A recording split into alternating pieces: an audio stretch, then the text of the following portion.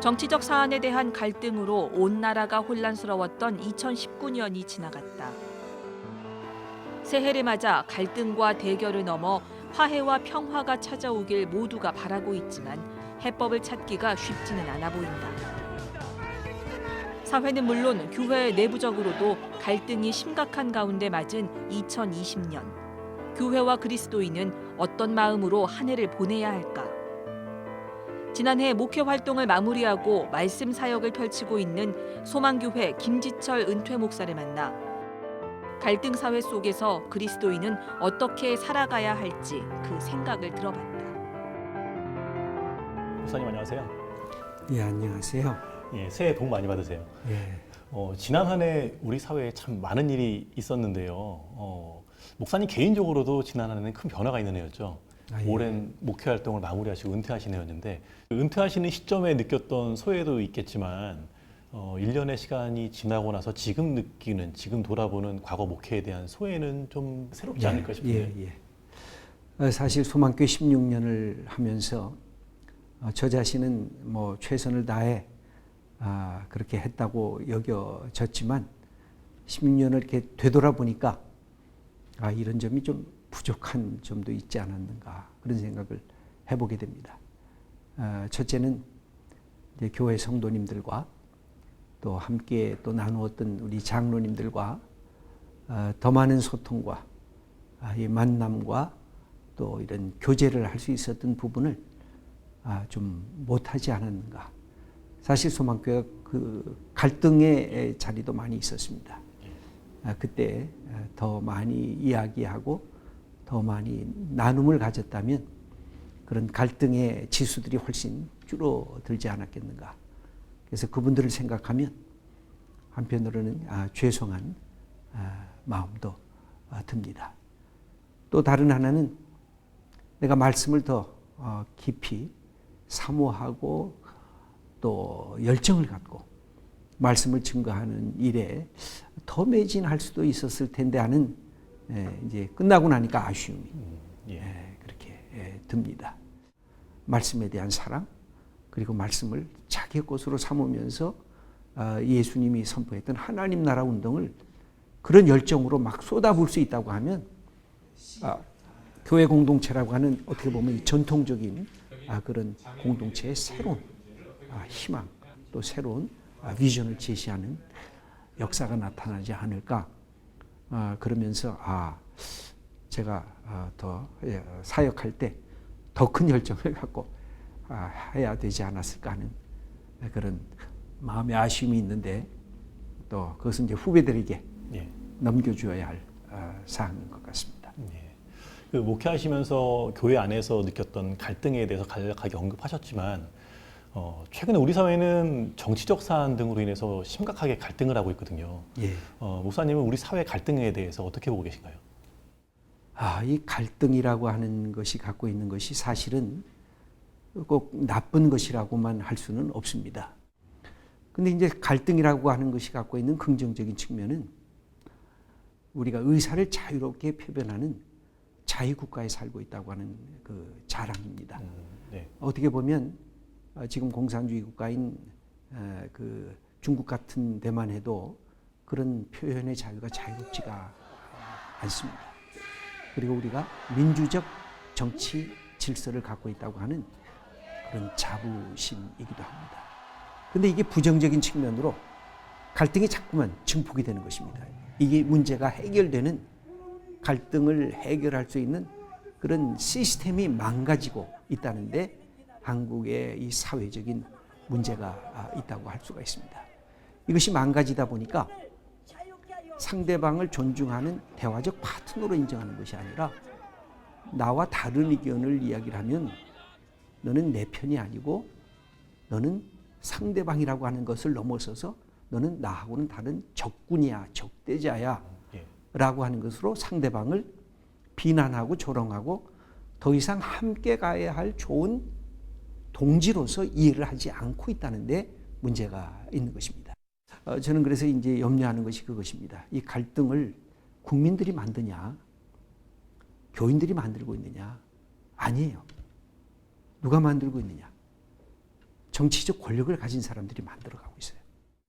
뭔가 내 존재를 확대하기 위해서 어디엔가 무너뜨려야 할 세력을 희생양으로 만들어버리는 거죠. 그래야 단합이 잘 되니까.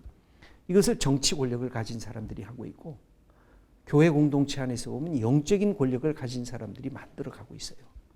그러다 보니까 거기에 일반 국민들이나 일반 성도들이 휩쓸려 들어가면서 이 갈등이 해결될 조짐을 보이지 않고 있는 거예요. 그 말씀처럼 이제 이 사회 갈등과 교회와의 관계, 심지어는 이제 반정부 투쟁하는 이 활동하시는 분들 가운데는 교회 기관의 대표를 맡고 계신 분들도 있고 해서 이 사회 갈등과 교회 관계가 좀 애매한 상황이고 고민도 많은 상황이거든요. 목사님은 교회가 또 이제 목회자가 광장에 직접 뛰어나가는 현실, 이런 현실에 대해서는 어떻게 보고 계세요? 어떻게 보면 극단적인 전체주의, 극단주의적인 독재로 나가는 경향이 명백할 때는 사실은 기독교가 그 부분에 대해서 저항 세력으로 등장해야 되는 것은 분명합니다.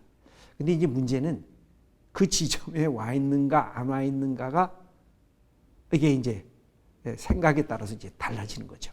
그러니까 그 지점에 왔다고 생각하는 사람들이 지금 뛰어들고 있다고도 보여져요, 한편으로는. 그러나 그 지점이 지금은 아니고, 지금은 더 많은 대화를 하고 더 많은 갈등의 문제를 수습해야 하는 시기라고 생각하면 거기까지 나가는 것은 저것은 너무 과도하다, 그렇게 여길 수밖에 없는데, 이 지점에 저는 이 언론인들이나 우리 교회의 역할이 중요한 부분이 있습니다. 이 갈등에 증폭되는 많은 부분 중에 하나가 뭐냐면 언론입니다. 언론에 나타나는 이 뉴스나 소식들이 한쪽의 소식들은 한쪽으로만 갑니다. 또 반대의 소식들은 그 반대쪽으로만 가고 있습니다. 그러니까 상대방이 무슨 뉴스를 듣는지를 이쪽에서는 몰라요. 그리고 자기 쪽의 뉴스만 봤는데, 이것은 제가 볼 땐 정부의 책임도 있고요. 그 다음에는 언론의 책임도 있고요. 그 다음에 교회의 영적 지도자들의 책임도 있습니다. 이 점을 소통의 작업을 열어놓지도 않고 이 부분을 이미 적대자로 하다 보니까 현장에 나가게 되는데, 많은 분들이 저도 나갔다고 얘기를 들었어요.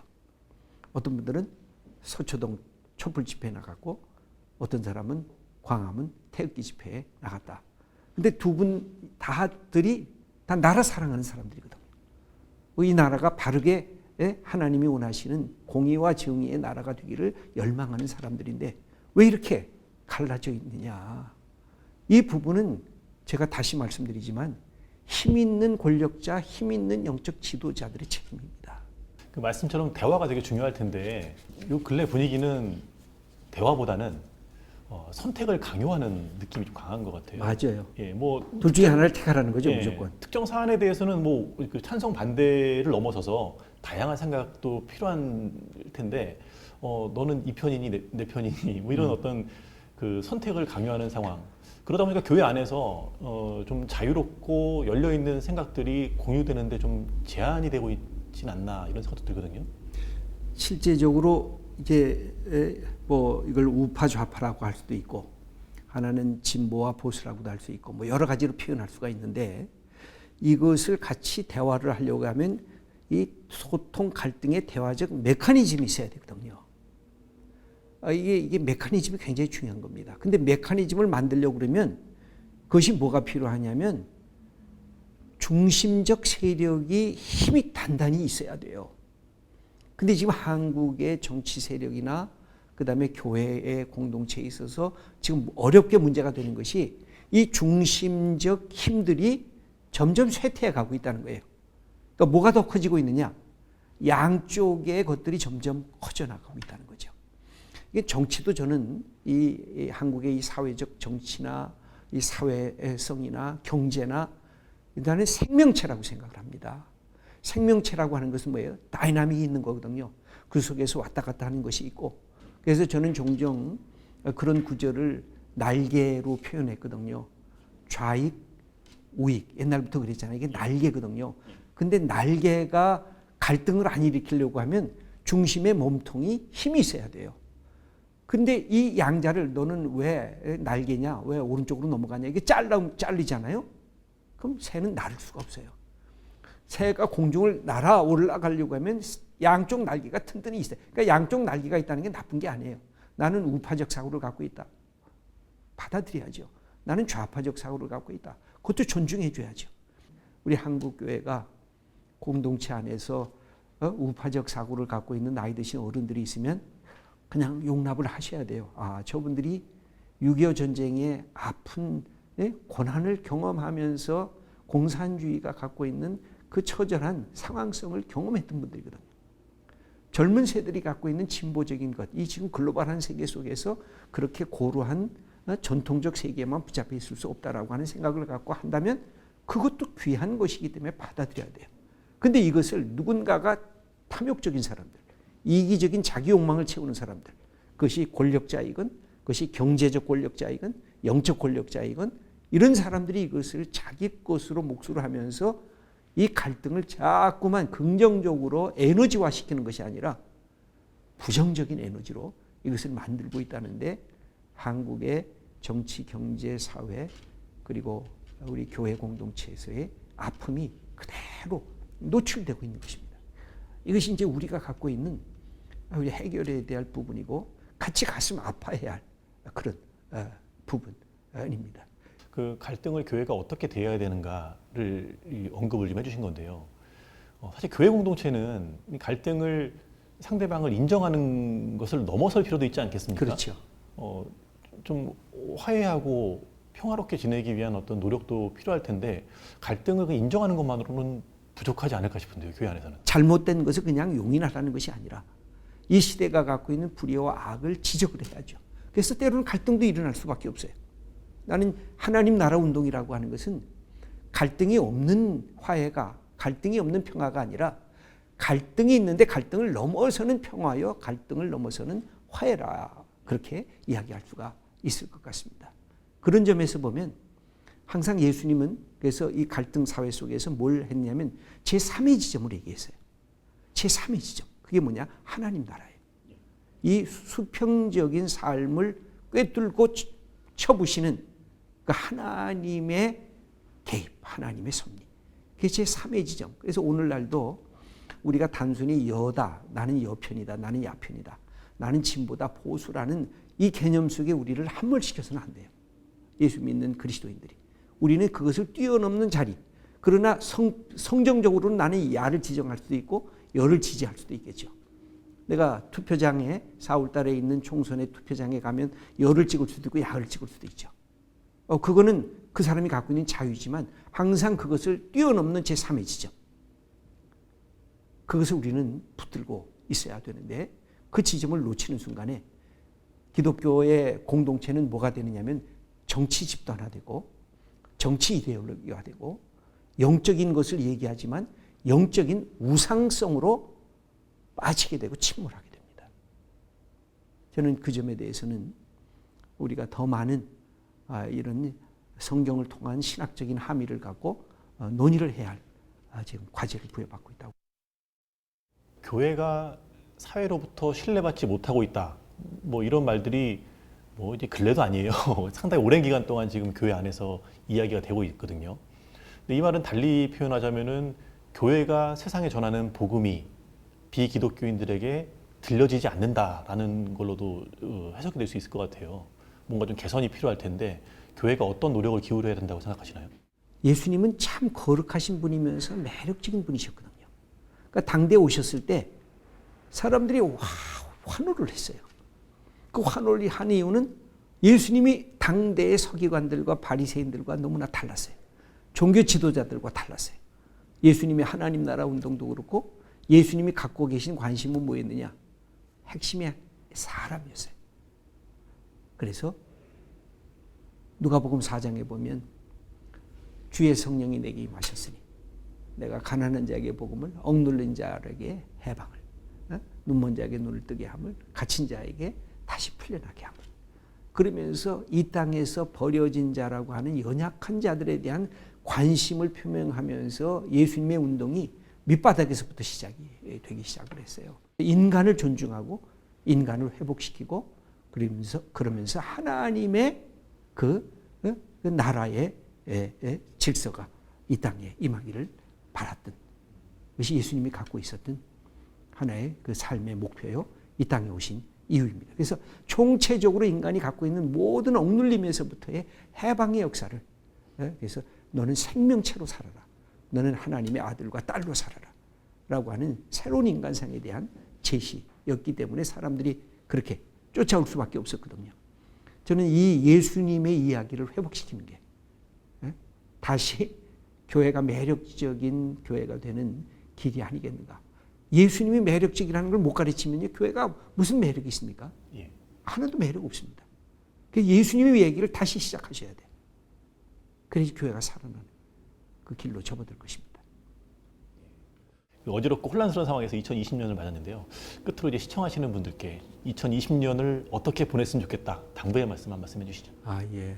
올해는 하나님께서 어떤 역사를 우리한테 보내주실까? 우리가 개인적으로도 기대하는 한 해, 또 교회도 하나님의 축복을 받고 세상을 축복하는 한 해, 또 우리 민족 사회도 새로운 이 통일의 또 평화 통일의 이 비전을 우리가 함께 나눌 수 있는 그런 한 해가 되는 것, 그것이 이제 기도 제목입니다. 그래서 우리 예수 믿는 사람들이 먼저 축복을 해주셨으면 좋겠어요. 자기 자신을 축복하고 가족을 축복하고 교회를 부족하지만 축복하고 이 나라의 갈등이 많이 있어서 우리의 마음을 아프게 하지만 이 한반도에 하나님의 그 귀중한 섭리 역사가 나타나도록 축복해 주시면서 올 한 해를 보낼 수 있다고 하면 하나님께서 우리를 기뻐하시고 또 우리 이 공동체를 기뻐하시는 역사가 나타나지 않을까, 그렇게 기대하면서 기도합니다. 예, 그런 기대를 가지고 함께 기도하면서 올 한 해 보내야겠네요. 네. 예, 목사님 오늘 말씀 감사합니다. 저도 감사합니다.